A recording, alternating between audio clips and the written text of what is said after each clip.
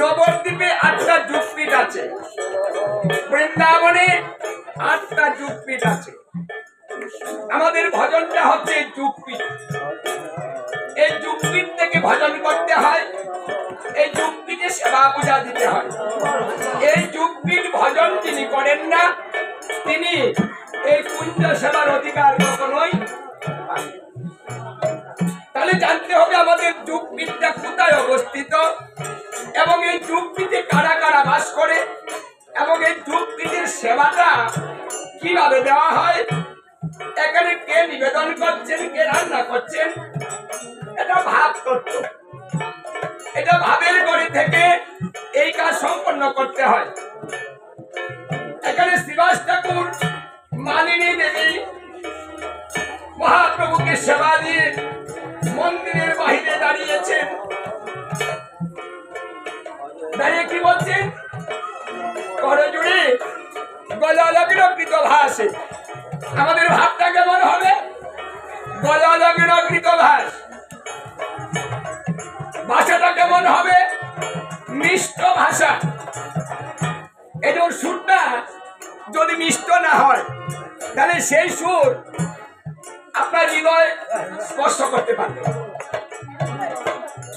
এই সুরটা যদি মধুর হয়, মিষ্ট হয়, কি মধু কেমন হয়?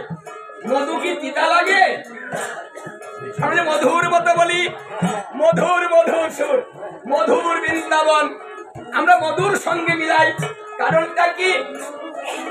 মধুটা মিষ্ট, তাই না? তাহলে সুরটাও কিন্তু মিষ্ট হবে, স্বাদ কিন্তু সেখানেই হয় যেখানে মিষ্টতা থাকে, যেখানে তিক্ততা থাকে, সেখানে কখনো প্রেম আসে না।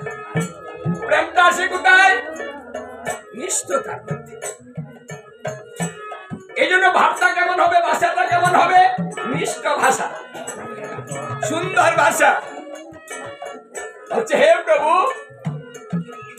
এই জগতে যাহা কিছু আছে সবই তো তোমার। এখানে কি আমার কিছু আছে? এই যে আমরা সেবা দিচ্ছি, এই যে রান্না বাড়ি করছি, যে তরি তরকারি, এই যে অন্ন যা কিছু আনা হচ্ছে, এগুলা কি আমরা কেউ সৃষ্টি করেছি, নিয়ে এসেছি? তিনি সৃষ্টি করে দিয়েছেন। তাহলে এই জিনিসটা কার? এখানে কিন্তু আমার কিছু নেই। নয়নের জল ছেড়ে দিয়ে বলছে, হে প্রভু, সবই তো তোমার, এখানে আমার কিছু নেই, তোমাকে আমি কিছু দিতে পারি। কারণ সবই যদি তোমার হয়, আমি তোমাকে কি দিলাম?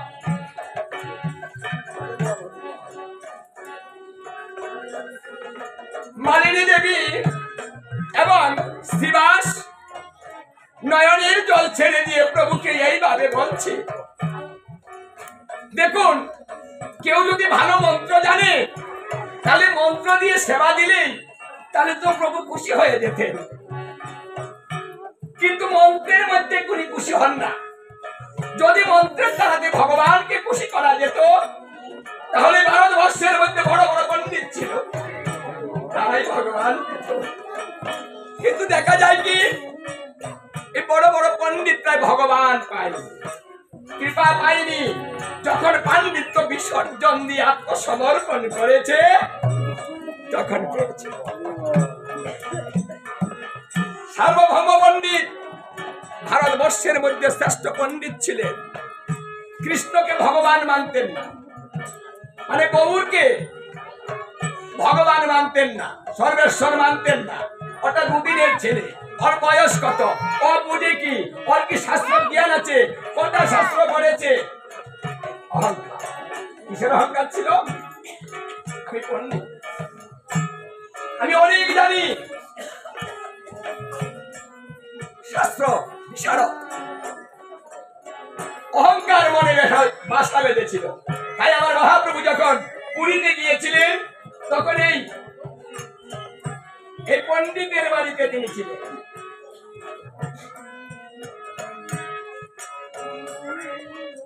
পণ্ডিত নিমাইকে বলছে, আচ্ছা নিমাই, তুমি তো নবীন সন্ন্যাসী হয়েছ, আচ্ছা তুমি কি বেদ অধ্যয়ন করতে পারো?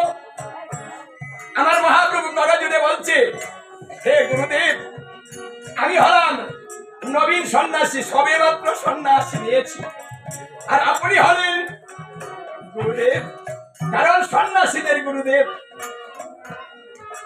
দেখুন, আমার গুরুদেব আমাকে বলেছেন, হে নিমাই, তুই মূর্খ, তাই তোর দ্বারাতে কিছু হবে না, তাই তুই হরিনাম কর, হরিনাম কর।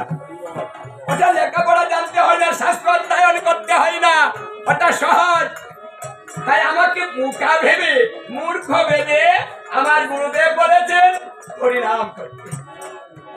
আমি তাই হরিনাম করি আসছি। দেখুন, এখানে উনি অহংকার করেননি, এই তুমি কি জানো পণ্ডিত, আমি তো অনেক কিছু জানি। মহাপ্রভুর শিক্ষা আমাদের, নিজেকে ছোট করো, যদি বড় হতে চাও তাহলে নিজেকে ছোট করো, যদি নিজে দাম পেতে চাও অন্যকে দাম দিতে শেখো। এই জন্য বলছে, আরে ওটা তো গুরুদেব বলেছে, তুই যখন কিছু পারবি না তাহলে তো গুরুদেব তাই বলবেন হরিনাম করো, তাই বলে কি হরিনাম করলেই হবে? হ্যাঁ, কিছু জানতে হবে না? জানতে পারি, বলছে আমি প্রতিদিন তোমাকে বেদ শোনাবো, আমি প্রতিদিন তোমাকে বেদ শোনাবো, তুমি শুনবে, কৃপা করে তুমি শোনান। নিজেকে এই জন্য প্রতিদিন এই পণ্ডিত খবর নিয়ে আপনার তো জানতে,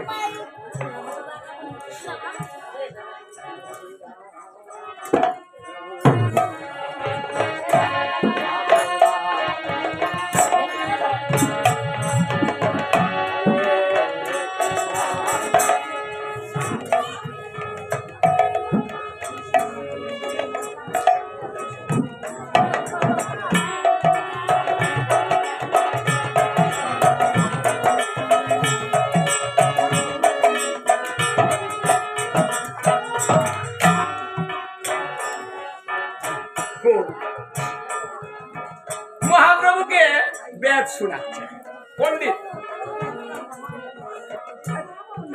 মহাপ্রভু শুনেই যাচ্ছেন, কোনো কথা বলছেন। আমাদের শিক্ষাটা 7 দিন বেদ পাঠ শুনিয়েছিলেন,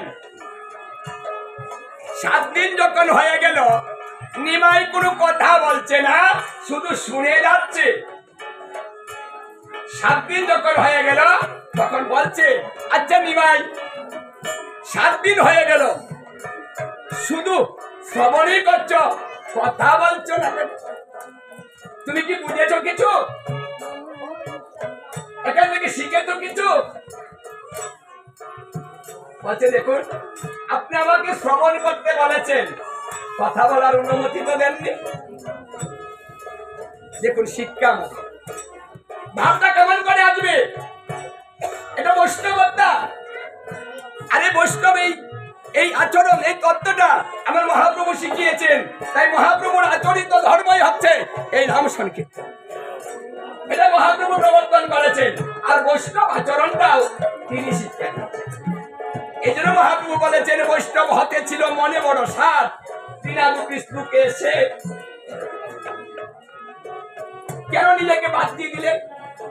কারণ যে স্তূপটার কথা বলেছেন, যে তৃণাদুপি শুনেছেন তরুপা সহিষ্ণু না অমানিরা মানধেন কীর্তনিয়া সদাবলি কঠিন।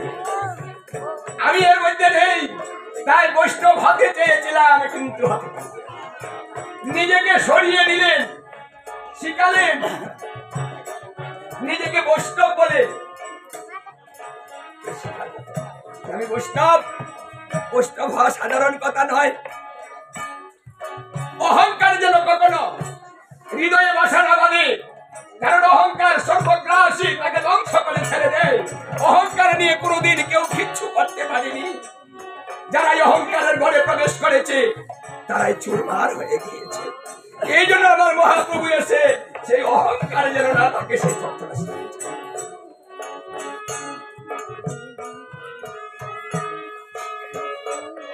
আচ্ছা, আবার তোমাকে আমি অনুমতি দিলাম, তুমি বলো তো দেখি তুমি কি শিখেছ?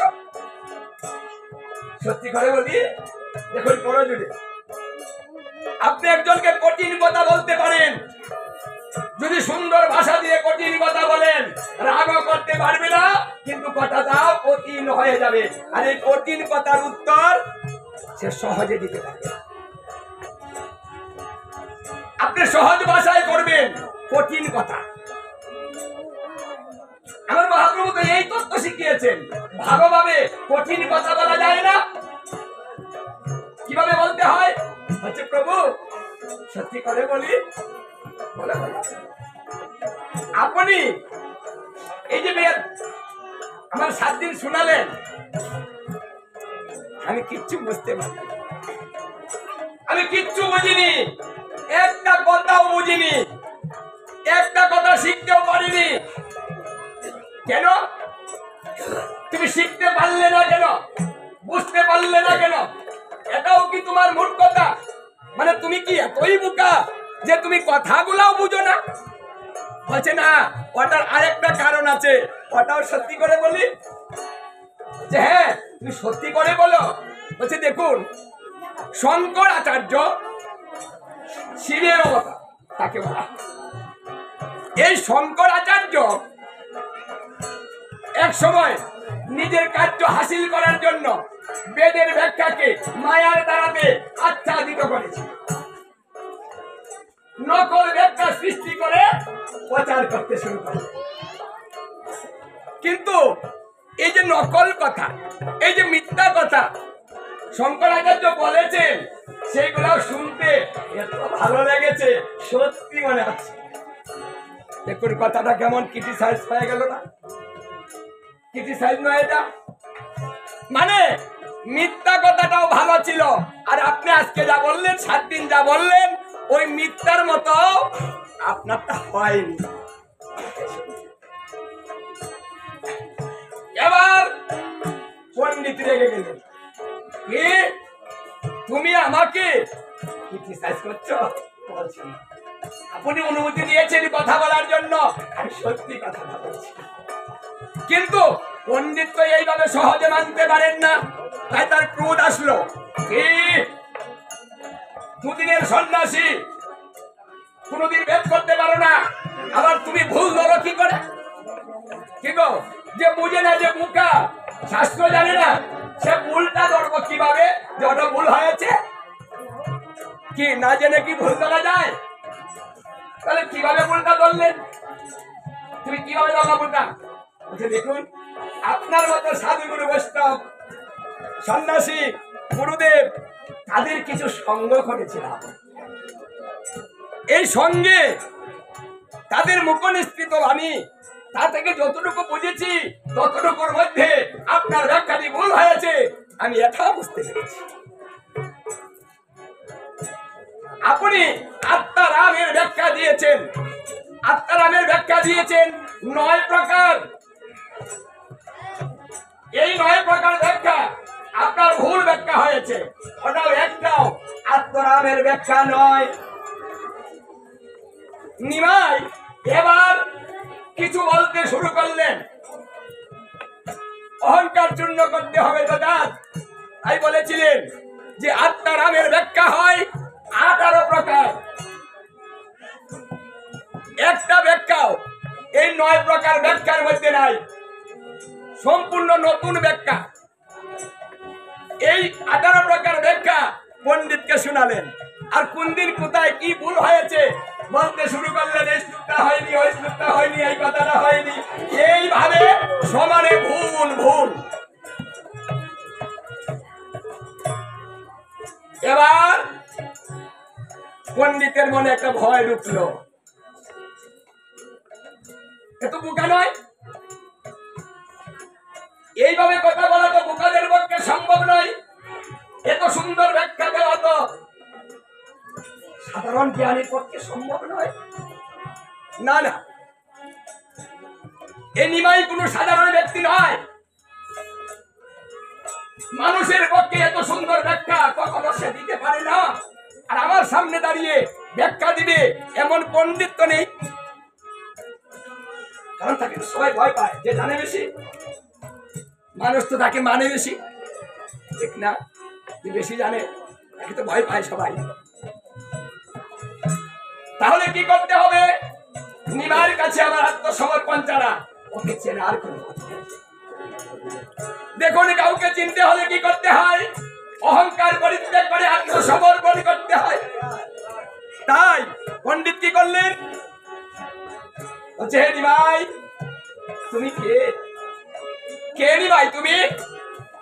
কি তোমার পরিচয়? আমি তোমার কাছে আত্মসমর্পণ করিলাম, নিজের পরিচয় তুমি আমাকে দাও, আমি তোমাকে চিনতে চাই, তুমি কে? এবার পণ্ডিত অহংকার ছেড়ে দিয়ে মহাপ্রভুর কাছে আত্মসমর্পণ করে করজোড়ে মিনতি করলেন, তুমি তোমার নিজের পরিচয় তুমি আমাকে দাও। আমার এই কৌতূহল তুমি দূর করো, তোমার পরিচয় প্রকাশ করো, তুমি কে? এবার নিমাই হেসে দিয়ে বলছে, হে পণ্ডিত, তুমি ভারতবর্ষের বড় পণ্ডিত, এত বড় পণ্ডিত, এত বড় শাস্ত্রজ্ঞ, এই শাস্ত্র জ্ঞানে তুমি আমাকে চিনতে পারো? এই জ্ঞানে কি আমাকে তোমাকে চিনতে দেয়নি? আমি কে? দেখুন, যে জ্ঞানে সে ভগবানকে চিনতে দেয়, সেটা কি করে জ্ঞান হয়? এই কি কই পরে দেখুন, এবার মহাপ্রভু বলছে, হে পণ্ডিত, তুমি যখন আমার কাছে আত্মসমর্পণ করেছ, এখন তোমার কাছে আমি আর লুকিয়ে থাকতে পারবো না। যে পর্যন্ত ভক্ত নিজেকে আত্মসমর্পণ না করে সর্বোত্তম হবে আমার কাছে, সেই পর্যন্ত সে আমাকে ডাকলেও, আমাকে বদলেও সে আমার দর্শন পায় না, আমাকে চিনতে পারে না।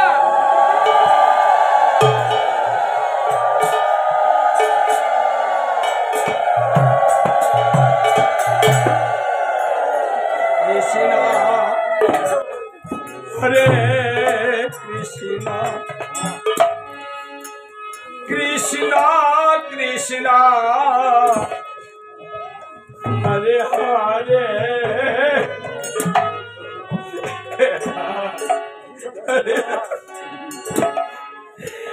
হরে রাম রাম রাম হরে হরে,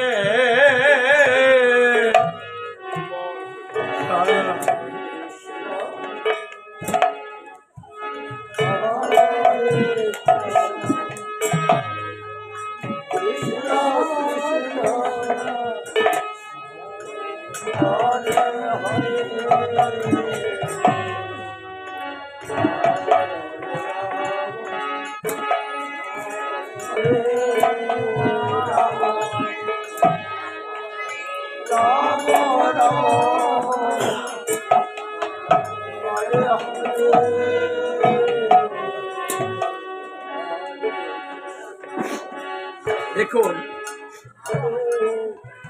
এই যে নয়নের জল, যদি কোনো ভক্ত নয়নের জল ছেড়ে দেয়, আর ভগবান ধারণ করতে পারে।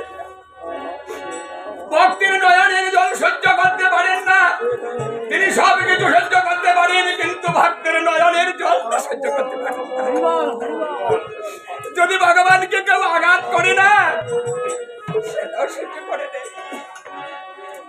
যদি ভগবানকে কেউ গালি দেয়, তারপরেও সহ্য করে দেয়।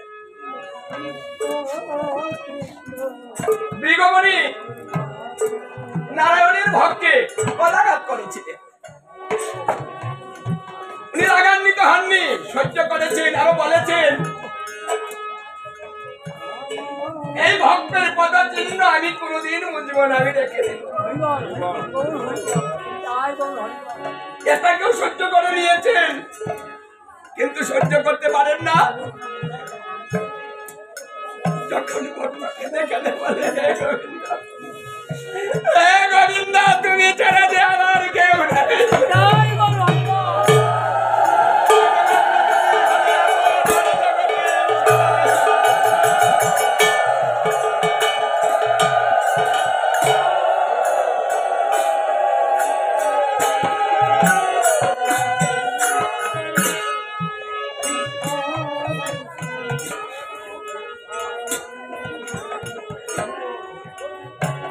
নামে যদি মজে মন, কৃষ্ণ দিবেন দর্শন। কথায় যদি মজে মন, জম দিবে দর্শন। এই জন্য নামে যজ্ঞে এসে কথায় মজাতে নেই, এই নামে মজিতে হয়। নিজেকে নামের মধ্যে বিলীন করে দিতে হয়। নামের সঙ্গে আপনি একাকার হয়ে যান, বাহ্য চিন্তা বাদ দিবে, আত্মহারা হয়ে যাবেন। আপনার বাহ্য জ্ঞান থাকবেন আপনি কি করছেন। এইভাবে যদি কেউ নাম যজ্ঞে বসে দুপুরটা নয়নের জলে দিতে পারে, তার কাছে আমার প্রভু জানাবেন।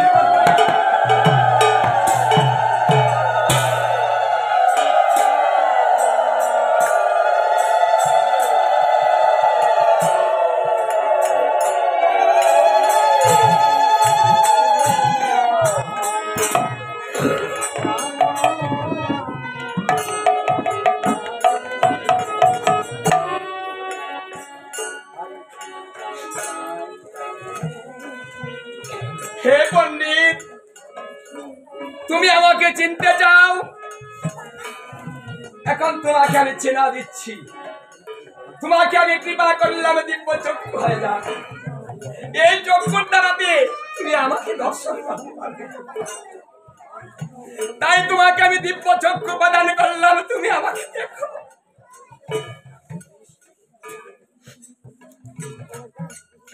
দেখুন, যখন দিব্য চক্ষু হয়েছে, আমার মহাপ্রভু সরবুজ মূর্তিতে এই পণ্ডিতের সামনে আবির্ভূত হয়েছে। সরবুজ মূর্তি দ্বিতীয় কেউ দেখেনি। এই সরবুজ মূর্তি শুধু এই সার্বভৌম পণ্ডিত দর্শন করেছিলেন। এটা প্রকাশ নেই, তার পূজা হয় না। এই সরবুজ মূর্তি দর্শন করে এই পণ্ডিত মহাপ্রভুর চরণে লুটিয়ে পড়ে বলছে, সারা জীবন আমি পাণ্ডিত্য করেছি, আমি ভেবেছিলাম আমার মতো বড় শ্রেষ্ঠ আর কেউ নেই। আমার সুনাম চতুর্দিকে ছড়িয়ে পড়েছে, আমি প্রতিষ্ঠিত হয়েছি, আমার প্রতিষ্ঠা হয়েছে, সবাই আমাকে বড় বলে। কিন্তু আজকে আমি বুঝতে পেরেছি, এই শাস্ত্র জ্ঞান, এই পাণ্ডিত্য কোন প্রয়োজন নেই। যে পাণ্ডিত্য তোমাকে দর্শন করতে দিল না, তোমাকে চিনতে দিল না, সেই পাণ্ডিত্য আমি আজ থেকে বিসর্জন করিলাম।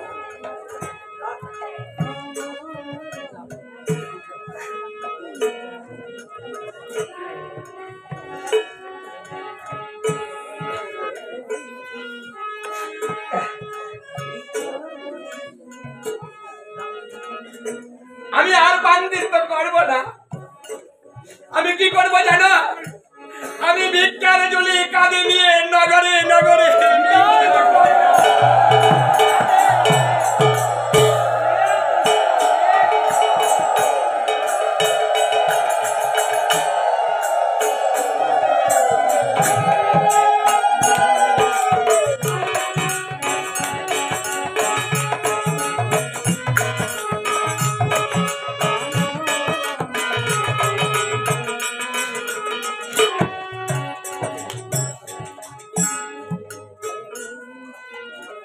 এই মহাপ্রভুকে এইভাবে দর্শন করে পাণ্ডিত্য বিসর্জন দিয়ে ভিক্ষার ঝুলি কাঁধে নিয়ে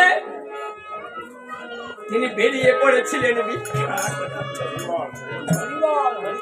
পাণ্ডিত্য করবে না। তাহলে এখানে আমাদের শিক্ষাটা কি? যদি কারো মধ্যে কোনো অহংকার, কোনো পাণ্ডিত্য ভাষা বেঁধে থাকে, আমি অনেক জানি, অনেক শিখে ফেলেছি, জগতে প্রতিষ্ঠিত হতে পারবে, প্রতিষ্ঠা পারবে, সুনাম পারবে, কিন্তু ভগবানের কৃপাটা পারবে না, সেটা কবে? এই জন্য বলছে প্রতিষ্ঠা শুভরের বিষ্ঠা। এই প্রতিষ্ঠাকে শুভরের বিষ্ঠার সঙ্গে তুলনা করেছে শাস্ত্র। এইভাবে যারা এই নয়নের জল ছেড়ে দিয়ে প্রভুকে সেবা দেয়, তার হাতে প্রভু সেবা করেন, সেখানেই গ্রহণ করেন। তাই আমাদের ভাব, এই ভাবতত্ত্ব আমাদের শিখতে হবে। আসুন, এই নামযজ্ঞে মধ্যাহ্নকালীন সেবা খুব একটা গুরুত্বপূর্ণ সময়।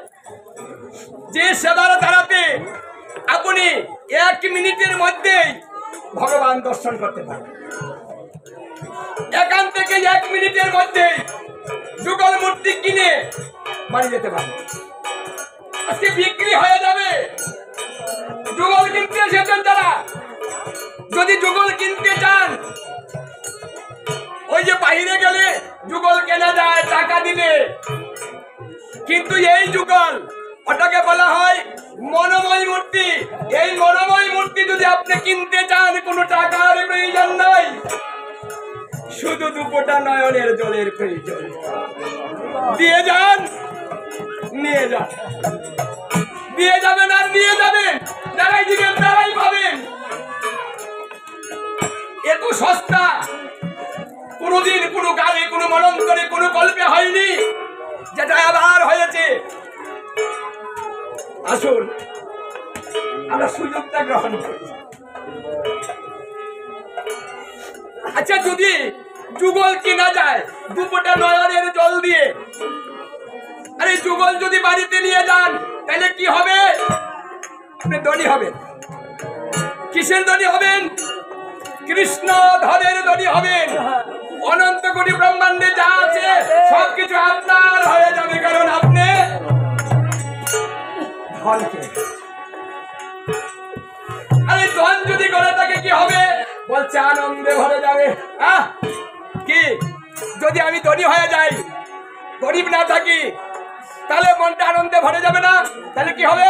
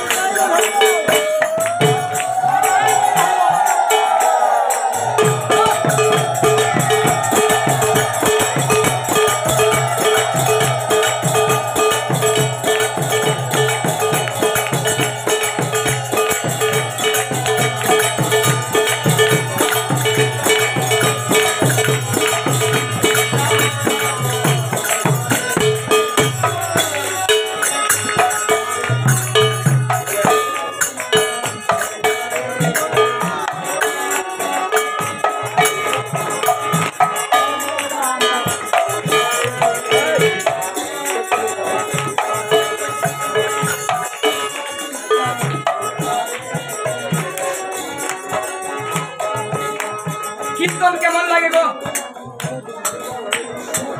কিসের মতো? মধুর মতো লাগে।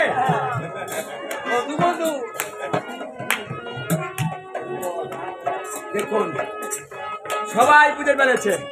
তাহলে মধুকে ছেড়ে যাওয়া যায়? সবাই বলেন যাওয়া যাবে? তাহলে কীর্তন ছেড়ে যাবেন? আরে কীর্তনটা ছেড়ে গেলে তো মধুকে ছেড়ে যাবে, মধু থাকবে না। যখন মধু সরে যাবে তখন কি প্রবেশ করবে? গিয়ে দেখেন সংসারে কি প্রবেশ করে। আরে দাদা লাগে না বালা, মরার দালা, মরার সংসার, কীর্তন কত বালা, খুদাই আইসি গুছাই বিয়ে কইছি নাই লিবাল আছি। হ্যাঁ আফসোস করবে।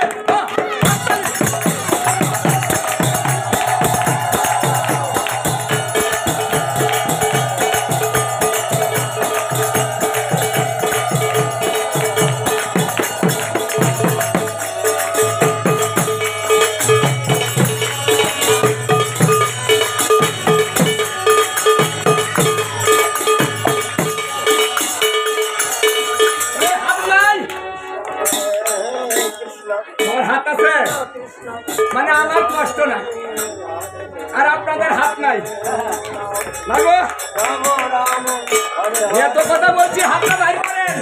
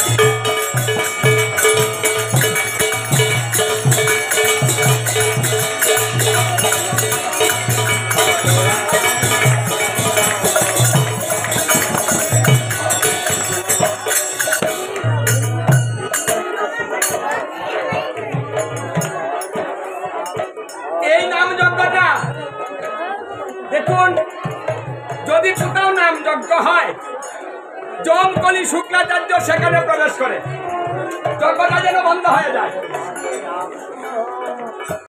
কারণ বলেছিলেন এই কলিকালে আমি হরিনাম দিয়ে সুরনাম সক্কর দিয়ে কলিহত দিয়ে ধারণ করিব। শুক্লাচার্য বলে করতে দিব না।